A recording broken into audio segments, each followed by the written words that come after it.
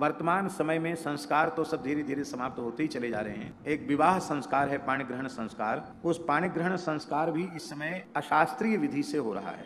एक तो रात्रि में पाणी ग्रहण संस्कार विवाह की प्रक्रिया हो रही है, जो गोधूली वेला विवाह की उत्तम लग्न कही गई है, उसमें न होकर के रात्रि में, उसमें भी लोहे के हवन कुंड में लोग हवन करते हैं और वेद मंत्रों का वाचन रात्रि में करते हैं।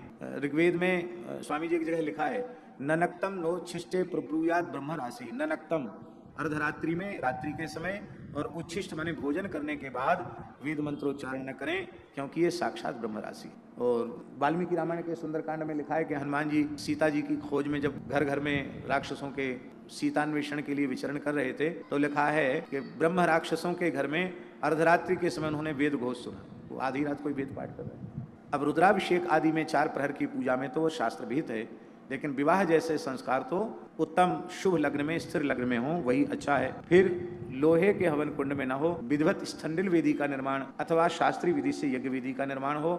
इतना भी संभव न हो तो कम से कम तांबे के कुंड में हवन हो, लोहे के कुंड में हवन नहीं होना चाहिए।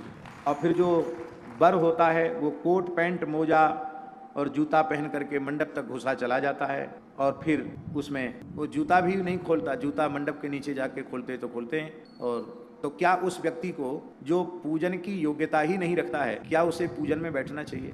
कन्यादान का जब संकल्प दिया जाता है तो विष्णु रूपाय वराय लक्ष्मी स्वरूपिणीम कन्याम तुभ्यमहम संप्रददे, ऐसा कहा जाता है। तो कहीं दुनिया में आपने विष्णु को कोट पैंट पहने हुए देखा हो तो बताओ?